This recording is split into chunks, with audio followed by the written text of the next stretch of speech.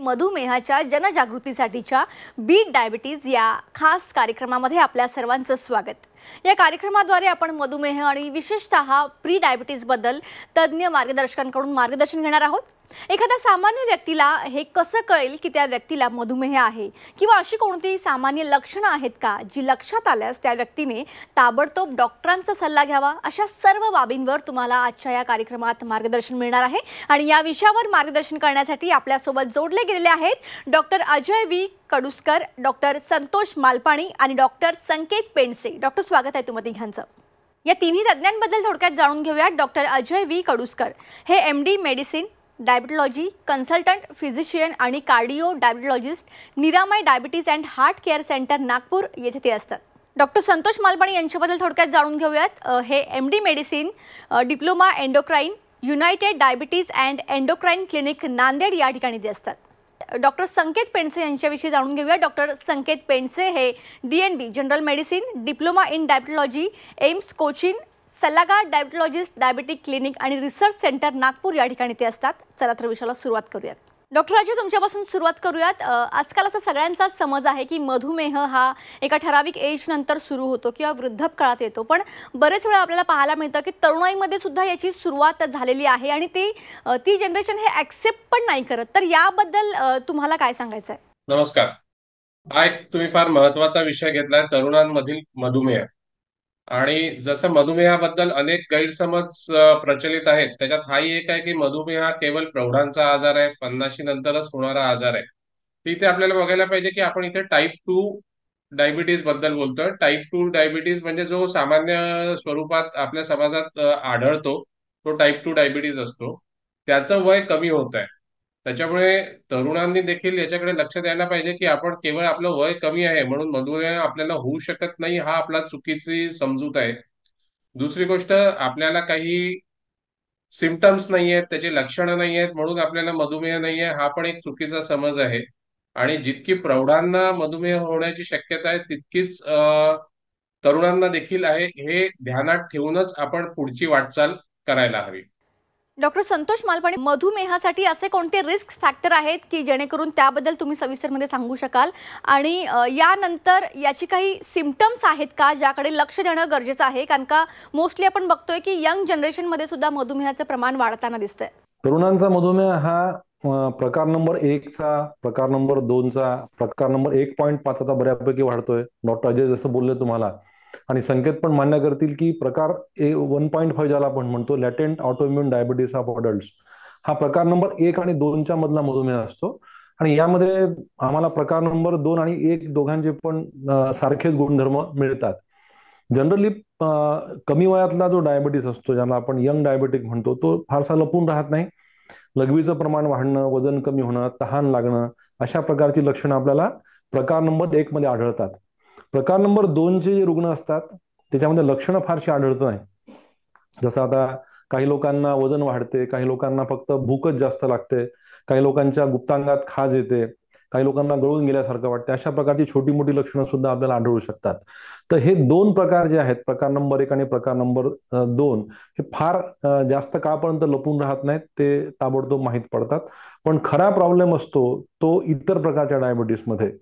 काही लोकांच्या पॅनक्रियाजवरती पण परिणाम होतो, त्याला आपण FCPD म्हणतो, म्हणजे त्यांची पॅनक्रियाज लहान झालेली असते आणि मग अशा लोकांना पातळ संडास लागणे, तेलासारखी संडास लागणे, लघवीचं प्रमाण वाढणे, वजन कमी होणे, अशा प्रकारची लक्षणं सुद्धा आढळू शकतात। एक विशेष गोष्ट तुम्हाला सांगू इच्छितो की जेव्हा यंग डायबेटिक आमच्याकडे येतात, कमी वयातले डायबेटिक आमच्याकडे येतात, त्यावेळेस त्यांची प्रायोरिटी वेगळी असते। त्यांची प्रायोरिटी ही कमाई करण्याची, आपल्या खांद्यावरती आपल्या संसाराचा भार पेलण्याची, अशा गोष्टींची असते। तर जनरली हे लोक आपल्या मधुमेहाकडे किंवा तब्येतीकडे फारसं लक्ष देत नाहीत, त्यांना इतर प्रायोरिटी जास्त असतात। आणि अशा वेळेस जेव्हा आपण ह्या लोकांना योग्य ते शिक्षण देत नाही, त्यावेळेस मधुमेह अनियंत्रित होऊन त्याचे वाईट परिणाम लवकर येऊ शकतात। लक्षात ठेवा की हे लोक जास्त काळापर्यंत जगतील। म्हणजे एखाद्या माणसाला समजा 70त मधुमेह झाला, त्याचं आयुर्मान थोडंसं कमी असते, पण ज्यांना 30ला 35ला मधुमेह झाला त्यांचं आयुर्मान जास्त असते। जितका डायबिटीस जास्त काळपर्यंत राहील तितके दुष्परिणाम वाढतात, जितका डायबिटीस अनियंत्रित राहील तितके दुष्परिणाम वाढतात। आणि म्हणून अशा लोकांना आपल्याला एज्युकेशन देणं, समजून सांगणं फार महत्वाची गोष्ट आहे। डॉक्टर संकेत पेंडसे, मधुमेहाचे व्यवस्थापन करताना सामाजिक भूमिका आणि जीवनशैलीच्या निवडींमध्ये बॅलन्स ठेवण्यासाठी तुम्ही तरुणांना कोणते उपाय सुचवाल? जेव्हा ते पेशंट्स आम्हाला कन्सल्ट करायला येतात त्यावेळेस त्यांना हे समजून घेणं आवश्यक आहे की जर का डायबिटीसला आत्ता कंट्रोलमध्ये ठेवलं तर वर्षानुवर्ष त्यांना कॉम्प्लिकेशन व्हायची जी शक्यता आहे ती तितकीच कमी राहील. आणि जितकं लक्ष त्यांना जे इतर प्रायोरिटीज आहे जसं पर्सनल लाईफ, प्रोफेशनल लाईफ, तसंच डायबिटीसवर तितक्याच बारकाईने किंवा इतर पेशंट्स पेक्षा अजून अग्रेसिव्हली त्याला ट्रीट करणं आवश्यक आहे, कारण त्यांना जास्त काळ त्या डायबिटीस सोबत राहायचं. आणि त्यासाठी त्यांना सगळ्यात महत्वाचे जे जीवनशैलीतले बदलाव असतात ते करणं आवश्यक आहे. तर सर्वात मिनिमम चेंजेस जे त्यांनी करायला हवे त्यामध्ये की रोज अर्धा तास व्यायाम करणे, मिनिमम अर्धा तास ब्रिस्क वॉकिंग करणे, एक संतुलित आहार, एक बॅलन्स डाएट जो एक रजिस्टर्ड डायटिशियन कडून त्यांनी घेणं आवश्यक आहे. तर जो आपल्याला माहिती आहे पुरातन काळापासून एक संतुलित आहार घ्यायला पाहिजे त्यामध्ये सगळ्या घटकांचा समावेश राहायला पाहिजे. थोडे कार्बोहायड्रेट्स पण आवश्यक आहे, प्रोटीन आवश्यक आहे, थोडे फॅट्स सुद्धा हेल्दी असतात तर ते पण थोडं घेणं आवश्यक आहे. तर अशा प्रकारचे एक संतुलित आहार आणि स्ट्रेस हा एक महत्वाचं कारण असतं ज्याच्यामुळे डायबिटीस वेगाने वाढू शकतो. तर स्ट्रेस कंट्रोल करायला सुद्धा योग्य ते ऍक्शन घेणं आवश्यक आहे. डॉक्टर अजय, तरुण लोकसंख्येशी संबंधित काही ट्रेंड किंवा काही सॅम्पल्स आहेत का ज्याबद्दल तुम्ही आमच्याशी बोलू शकता आणि याविषयी मार्गदर्शन करू शकाल? नक्कीच याबाबत काही आपल्याला ट्रेंड्स आढळून येतात. आपल्याला हे समजायला पाहिजे, मधुमेह हा जो आजार म्हणण्यापेक्षा मी विकार त्याला म्हणेल, disorder rather than a disease. तर याची सुरुवात जी मेजॉरिटी पेशंट्स मध्ये होते, जो टाईप 2 डायबिटीज आपल्याला मेजॉरिटीमध्ये दिसतो, त्याची सुरुवात लठ्ठपणामुळे, स्थूलतेमुळे, वजन जास्ती असल्यामुळे होते. तर याचे ट्रेंड्स आपल्याला नक्कीच काही दिसतात की समजा एखाद्या व्यक्तीचं वजन जास्ती असेल, पोट सुटलेलं असेल, आणि हे जसं आता डॉक्टर संकेत म्हणाले की हे ऍडोलसंट्स पासून म्हणजे अगदी 11वी-12वीतला ट्युशन्सला जाणाऱ्या मुलांमध्ये देखील हा आपल्याला ट्रेंड दिसून पडतो की त्यांचं वजन जास्ती असतं, स्थूलता असते, पोट सुटलेलं असतं. आणि जसं जसं वय वाढत जातं, जसं 20शीत 30शीत, हे देखील आपल्याला हे प्रकार जास्ती आढळतात. म्हणजे हे पुढे जाऊन याचं रूपांतर डायबिटीज मध्ये व्हायची शक्यता जास्ती असते अशा ट्रेंड्स मध्ये. दुसरं एक कधी कधी फॅमिली हिस्ट्री असते, आपल्या आईला, वडिलांना किंवा काकाकडे किंवा मामाकडे कोणाला डायबिटीज असेल, आजी आजोबांना डायबिटीज असेल, तर अशा व्यक्तीला डायबिटीज व्हायची शक्यता बाकी लोकांपेक्षा नक्कीच जास्ती असते. आजकाल हे work from home culture Covid नंतर सुरू झालंय, त्याच्यामुळे आधीच जी फिजिकल मोबिलिटी कमी होती त्याचं प्रमाण अजून वाढलेलं आहे.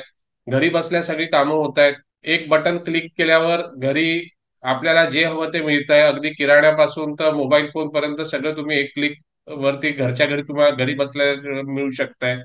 या सगळ्यांचा परिणाम काय झालाय, या सगळ्यांमुळे आपली जी व्यायामाची सवय आहे, फिजिकल मोबिलिटी जी असायची, जे आपण कुठलंही थोडं चालणं फिरणं व्हायचं, हे सगळं लोकांचं कमी झालंय. या सगळ्या कारणांमुळे आपल्या शरीरात जो इन्सुलिन तयार होतं, ते इन्सुलिनची जी कार्यक्षमता असते ती कमी होते, इन्सुलिन रेझिस्टन्स वाढतो, आणि याचं पुढे जाऊन रूपांतर डायबिटीज मध्ये होतं. तर हे असे काही अजून काही ट्रेंड्स असतात, जसं जेवणाच्या वेळांमध्ये अनियमितता पाळल्या जाते, जंक फूडचं प्रमाण हे कॉलेज गोईंग वयापासूनच वाढलेलं दिसतं. दुसरं, लेट नाईट शिफ्ट असतात आजकाल कॉल सेंटर्स, किंवा जसं IT सेक्टरमध्ये काम करणाऱ्या लोकांचे समजा क्लायंट्स हे युरोप अमेरिकेतले असले तर त्यांच्या वेळानुसार त्यांचे कॉल्स असतात. या सगळ्या गोष्टींचं काय होतं, या सगळ्या गोष्टींमुळे जेवणाच्या वेळा अनियमित होणे, झोपेची वेळ नियमित नसणे, व्यायामाचा अभाव, त्यामुळे वजन वाढणे, पोट सुटणे, आणि त्याचं पुढे जाऊन मधुमेहामध्ये रूपांतर होतं. आणि जसे 2 फॅक्टर्स असतात, जेनेटिक फॅक्टर्स म्हणजे जे आपल्याला आपल्या आई वडिलांकडनं मिळालेले गुण असतात ते, आणि एन्व्हायरमेंटल फॅक्टर्स म्हणजे जसं आपली जीवनशैली, आपलं खाण्याचं हे प्रमाण, काय खातो, किती खातो, केव्हा खातो, हे सगळ्या गोष्टी, व्यायाम होतो नाही होत, हे याला एन्व्हायरमेंटल फॅक्टर्स म्हणतात. तर हे असे काही ट्रेंड्स असतात की हे आपल्या लक्षात आले आणि वेळेत हे ट्रेंड्स आपण ओळखले तर अशा व्यक्तीला आपण मधुमेह होण्यापासूनच टाळू शकतो. एक स्टेज असते प्री डायबिटीज म्हणतात त्याला, म्हणजे डायबिटीज नाहीये पण अशा व्यक्तीला डायबिटीज होऊ शकतो. तर अशा व्यक्तींमध्ये समजा आपण हे ट्रेंड्स आपल्या निदर्शनास आले आणि वेळेस आपण पावलं उचलले तर अशा व्यक्तीला आपण मधुमेह होण्यापासूनच आपण टाळू शकतो. आणि नुकताच एक ICMR चा सर्वे जाहीर झाला होता मागच्या वर्षी. त्यात असं आढळलं की आपल्या देशात जितके मधुमेही रुग्ण आहेत त्याहून कित्येक पटीने प्री डायबिटिक व्यक्ती आहेत. प्री डायबिटिक म्हणजे ज्यांना आता सध्या डायबिटीज नाहीये पण डायबिटीज व्हायचे ट्रेंड्स जसं तुम्ही म्हणाले त्या व्यक्तींमध्ये दिसून पडतायत.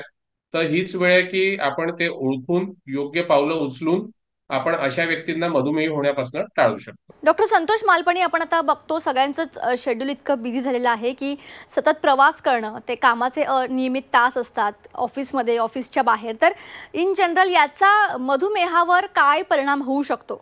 डायबिटीसला सगळे लोक नकारात्मकपणे घेतात आणि त्या नकारात्मकतेमुळे आणखी गुंतागुंत वाढत जाते. डायबिटीस झाला हे सत्य स्वीकार करावं प्रत्येकाने. आणि एक महत्वाची गोष्ट मला सांगेल, माझी बिमारी माझी जिम्मेदारी, हे सूत्र समजा सगळ्यांनी पाळलं तर मग आपण त्याचं ट्रीटमेंट चांगलं करू शकतो. जेव्हा जेव्हा आपण ट्रीटमेंट करतो डायबिटीसचं तेव्हा पेशंट हा मध्यभागी असतो आणि त्याला धरून आपण ट्रीटमेंटचं बरोबर नियोजन केलं तर ते ट्रीटमेंट जास्त काळपर्यंत टिकून राहते आणि पेशंट ते बरोबर घेत असतात. जनरली मी असं बघतो की डायबिटीसला लोक फार मोठा आजार समजतात आणि मग त्याच्यामुळे त्यांची गुंतागुंत वाढत जाते. तर आपल्या जीवनशैलीमध्ये मधुमेहाला कसं ऍडजस्ट करता येईल हे आपण बघितलं तर प्रॉब्लेम कमी होतो. फार सोप्या गोष्टी आहेत. 5 पंचसूत्री असते डायबिटीस कंट्रोल करायची. म्हणजे पहिलं, माहिती आपल्या आजाराची, प्रकार कोणता आहे, आपल्या शरीरात डिफेक्ट कोणता आहे, इन्सुलिन रेजिस्टन्स आहे की इन्सुलिनचं जनरेशन कमी आहे, बरोबरच आपल्या परिवारात कोणाला मधुमेहाची गुंतागुंत कोणत्या प्रकारची ते आपल्याला माहीत पाहिजे. दुसरी गोष्ट, संकेत जसं म्हटल्याप्रमाणे आहार नियोजन. आणि आहारात पण 5च गोष्टी महत्वाच्या. नियमन सगळ्यात महत्वाचं, लिमिट पाळणं सगळ्यात महत्वाचं, बॅलन्सिंग बरोबर आपल्याला करावं लागते आहाराचं. नाही, कुठं कोणाला नाही म्हणायचं नाही, पण किती खायचं आपण आपलं ठरवलं पाहिजे जेणेकरून तुमचा आहार बरोबर राहतो. आणि जसं अजय म्हटलेत की व्यायामाचा प्रॉब्लेम सध्या बऱ्यापैकी होतो. ऑटोमॅटायझेशन फार झालंय. म्हणजे उदाहरण द्यायचं तर आपल्या लहानपणी वरवंटा, पाटा, खलबत्ता अशा गोष्टी होत्या आपल्या किचनमध्ये. आता सडनली मिक्सर आलाय, शेतामधलं अवतं बाहेर पडले, ट्रॅक्टर घुसलाय. तर हे अगदी गावखेड्यापासून सगळ्या गोष्टी बदलल्यात. आणि मानसिक ताण हा फार महत्वाचा मुद्दा आहे. आणि दुर्दैवाने मानसिक ताण मोजायला कुठं मशीन नसते आणि प्रत्येकाचा ताण वेगळा असतो, सहन करण्याची कॅपॅसिटी वेगळी असते. तर मानसिक ताण कमी करावा, फक्त कामापुरता ताण घ्यावा. ज्याचा आपल्या आयुष्याशी काय संबंध नाही अशा गोष्टींचा आपण विचार नाही केला तर जवळपास 50% ताण कमी होतो. आणि औषध गोळ्या पण आपल्याला घ्याव्या लागतात. ह्या सगळ्यांचा तानाबाना आपण चांगल्या प्रकारे एका ठिकाणी आणला तर मग ट्रीटमेंट करणं आपल्याला फार सोपं होते. डायबिटीस हा आजार म्हणजे आमचे सर मला सांगायचे, आमचे सर म्हणजे शरद पेंडसे आमचे गुरु होते. तर ते म्हणायचे की डायबिटीस हा आजार कुत्र्याचं वाकडं शेपूट आहे. ते काय सरळ होत नसते. त्याला आहाराचा, व्यायामाचा, मानसिक ताण कमी करायचा, योग्य त्या औषध गोळ्यांचा आणि सगळ्यात महत्वाची गोष्ट रुग्ण शिक्षणाचा पाईप आपल्याला टाकावा लागतो आणि हा आजार आपण अशा प्रकारे आटोक्यात ठेवू शकतो. तर मधुमेहाला वैरी न समजता त्याला आपण मित्र मानलं तर मग चांगलं ट्रीटमेंट आनंदी मनाचं आपण करू शकतो, आनंदी मनाने आपण करू शकतो आणि जीवनातला गोडवा आपण कायम ठेवू शकतो असं मला वाटतं.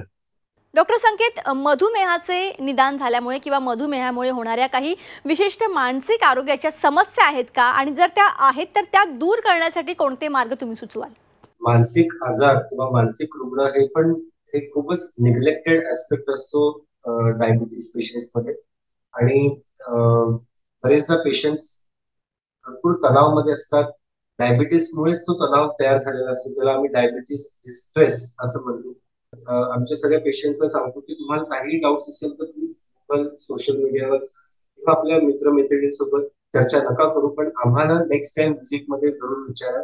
काही प्रश्न असतील तर तुम्ही आम्हाला व्हॉट्सअप करून पण विचारू शकता. पण अशा पद्धतीने त्यांना आपण कनेक्टेड राहणं आवश्यक आहे ताकी ते त्यांची जी मिसइन्फॉर्मेशनला आपण योग्य माहितीमध्ये कन्वर्ट करू शकतो. आणि या मिसइन्फॉर्मेशनमुळेच मेजॉरिटी पेशंट्स मध्ये डायबिटीस डिस्ट्रेसचं प्रमाण वाढत आहे. आणि त्याचप्रमाणे जवळजवळ 10 ते 15% पेशंट्स मध्ये डिप्रेशन सुद्धा होऊ शकतं. तर हे जर का मानसिक आजार तयार झाले डायबिटीसमुळे, त्यामुळे डायबिटीसवर पण परिणाम वाईट होतो. डायबिटीसची लेवल वाढायला लागते, त्यांना औषधांची गरज जास्त पडते, ते नीट व्यायाम नाही करू शकत आणि त्याच वेळेस त्यांना जे डिप्रेशनचे मेडिसिन घ्यावे लागतात. त्यामुळे त्यांना बरेचदा झोप येणे, स्थूलता असणे, काही काम न करण्याची इच्छा होणे, त्यामुळे ते एक्सरसाइज नाही करत, डाएट फॉलो नाही करू शकत, आणि यामुळे त्यांचं डायबिटीसही कंट्रोलमध्ये राहत नाही आणि डिप्रेशन सुद्धा वाढत जाते. तर ही जी एकमेकांवर त्यांची निर्भरता आहे ती ब्रेक करणं खूप आवश्यक आहे. म्हणजे आपण डिप्रेशनलाही कंट्रोल करू शकतो आणि डायबिटीसलाही. डॉक्टर अजय, तरुणांना होणारा मधुमेह हा काळजी आणि व्यवस्थापनाच्या आर्थिक भाराच्या या समस्येकडे कसं लक्ष देणं गरजेचं आहे? एखादी व्यक्ती समजा मधुमेहाची ट्रीटमेंट घेते, ती का घेते? केवळ शुगर नॉर्मल ठेवण्यासाठी घेत नाहीये. पुढे जाऊन होणारे कॉम्प्लिकेशन जे असतात, किडनीवर, हार्टवर, डोळ्यावर, मेंदूवर, पायाच्या नसांवर, वेगळ्या वेगळ्या अवयवांवरती जे दुष्परिणाम होत असतात डायबिटीसचे, ते टाळण्यासाठी ती व्यक्ती डायबिटीसचा उपचार घेत असते. आणि योग्य वेळी आपण हे समजा उपचार घेतले तर उद्या होणाऱ्या मोठ्या आजारापासून तर आपण स्वतःला वाचवतच असतो, पण उद्या होणाऱ्या मोठ्या आर्थिक संकटापासून देखील आपण स्वतःला वाचवत असतो. डॉक्टर संतोष, मधुमेहींना जे लेबलिंग केलं जातं ते आपण कसं रोखू शकतो आणि समाजाने याकडे कसं पाहायला हवं? सुरुवातीला आपण मधुमेहीला शिक्षित केलं पाहिजे. त्यांनी डायबिटीस सोबत कसं वागावं हे त्याला शिकवलं पाहिजे. मी पूर्वी पण बोललो की नकारात्मकता हा फार मोठा आपल्या समाजामध्ये एक त्रासदायक प्रॉब्लेम आहे, की नकारात्मकतामुळे मधुमेह चांगल्या प्रकारे नियंत्रित होत नाही. तर पेशंटनी डायबिटीस सोबत कसं वागावं, जसं काही लोक आता मी बघतो की ते साखर पूर्णपणे बंद करतात आणि मग कोणतरी चहा आणल्यावरती ते म्हणतात की आता मला शुगर झालंय, मी बिना साखरेचा चहा पिणार. मग तो चहा परत जातो, कोणतरी मग चर्चा आपल्या डायबिटीस वरती करत जाते. तर आहारा बाबतीत समजा आपण चांगलं शिक्षण लोकांना दिलं तर मला असं वाटतं की फार मोठा प्रॉब्लेम जो सामाजिक आहे डायबिटीसच्या बाबतीत तो कमी होतो. तर ह्या सगळ्या गोष्टी पेशंटला समजून सांगणं हे महत्वाचं आहे. आणि हे सगळं टाळायचं असेल तर आता आपण जो आज कार्यक्रम करतोय अशा प्रकारचे अनेक कार्यक्रम झाले पाहिजेत. आपण कॅम्प्स घेतले पाहिजेत पेशंटचे, पेशंटला समजून सांगितलं पाहिजे, नातेवाईकांना समजून सांगितलं पाहिजे. पेशंटच्या ऑफिसमध्ये पण आपण काही ऍक्टिव्हिटीज घेऊ शकतो. तर ह्या सगळ्यांमुळे दोन गोष्टी होतील. जसं आता डॉक्टर अजय आणि संकेत बोललेत की प्री डायबिटीस नावाचा फार मोठा प्रकार भारतामध्ये आहे. अशा लोकांना पण आपल्याला हुडकून काढता येईल आणि लोकांना एक शिक्षण देता येईल. तर जेव्हा समाज शिक्षित होईल मधुमेहाच्या बाबतीत, जेव्हा पेशंट शिक्षित होईल आपल्या आजाराच्या बाबतीत, तेव्हा मनातले गैरसमज दूर होतात आणि एक प्रकारची जी हीनपणाची भावना पेशंटच्या मनामध्ये असते ती कमी होते. मी तर म्हणेल की लोकांनी मधुमेहाला संधी समजलं पाहिजे. देवाने आपल्याला सांगितलंय काहीतरी तुझ्या शरीरात बिघाड झालाय, त्याला तू नीट कर, म्हणजे तू भविष्यातले बाकीचे त्रास पण कमी करू शकतो. तर ही गोष्ट पण आपण पेशंटच्या मनावरती बिंबवली तर मोठा जो भविष्यातला अनर्थ आहे तो कमी होतो. डॉक्टर संतोष, तुमचाच धागा पकडून डॉक्टर संकेत यांना प्रश्न विचारायचा आहे की आता सगळ्यात महत्त्वाचं ऑनलाईन ॲक्सेस असल्यामुळे अनेक गैरसमज कळतात. मग त्यापासून तरुणांनी स्वतःला कसं सांभाळावं, कसं सिक्युअर ठेवावं?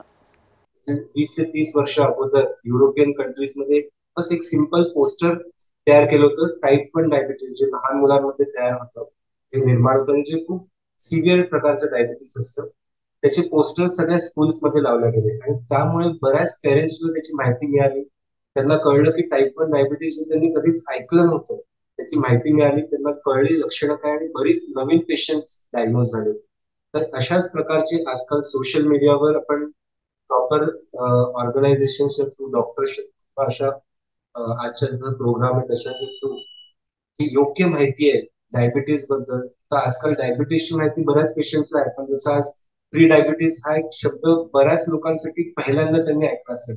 आणि अशी पण एक कंडिशन असते की जे डायबिटीस होण्याच्या आधीची अवस्था ही आज बऱ्याच पेशंट्सला किंवा रुग्णांना लोकांना कळली असेल. तर डॉक्टर अजय, आता आपण बघतो टेक्नॉलॉजी इतकी प्रगत झालेली आहे, तर मधुमेहाच्या व्यवस्थापनासाठी ही टेक्नॉलॉजी कधी कधी घातकी पण ठरते आणि फायदेशीर पण ठरू शकते. तर याविषयी थोडी सविस्तरमध्ये आपल्या प्रेक्षकांना सांगा. आपण जे सोशल मीडियाला फॉलो करतोय त्याच्या ज्यावर जी माहिती मिळते त्याची शहानिशा करून अत्यंत आपण करेक्ट माहिती मधुमेहाबद्दल घेऊ शकतो. त्याच्याबद्दल पुढे होणारे गुंतागुंतीचे जे प्रकार आहेत त्याची माहिती आपण घेऊ शकतो. तर सोशल मीडियाचा वापर आपण हा टेक्नॉलॉजीचा वापर योग्य डायबिटीस साठी माहिती घेण्यासाठी करू शकतो. दुसरे हा झाला डायबिटीस एज्युकेशनचा भाग. टेक्नॉलॉजीचा वापर हा आपण ट्रीटमेंट मॉनिटरिंग साठी देखील आजकाल केला जातो. हे एक टेक्नॉलॉजिकल ऍडव्हान्समेंटचा हा एक फायदा झालाय. तर असे हे जसं एज्युकेशन, डायग्नोसिस, ट्रीटमेंट या तिन्ही पातळीवरती टेक्नॉलॉजिकल ऍडव्हान्समेंटचा मधुमेही रुग्णांना फायदा होतो. डॉक्टर अजय कडुसकर, डॉक्टर संकेत पेंडसे आणि डॉक्टर संतोष मालपाणी, तुम्ही या ठिकाणी कनेक्ट झाला, खूप चांगलं मार्गदर्शन केलं, त्यासाठी तुमचे मनापासून धन्यवाद. तर प्रेक्षकांनो, आजच्या या कार्यक्रमात आपण मधुमेह याचे सिम्पटम्स, यामधून कशा प्रकारे आपण रिकवर होऊ शकतो आणि यासाठी आपल्याला डेली रुटीनमध्ये कोणते चेंजेस करणं गरजेचं आहे याविषयी डॉक्टर अजय कडुसकर, डॉक्टर संकेत पेंडसे आणि डॉक्टर संतोष मालपाणी यांनी अतिशय उत्कृष्ट असं मार्गदर्शन या ठिकाणी केलेलं आहे. तुम्ही सुद्धा असे काही तुम्हाला सिम्पटम्स दिसत असतील तर त्याकडे दुर्लक्ष करू नका, वेळीच ट्रीटमेंट घ्या. कार्यक्रमात आता वेळ झाली इथेच थांबण्याची. नमस्कार.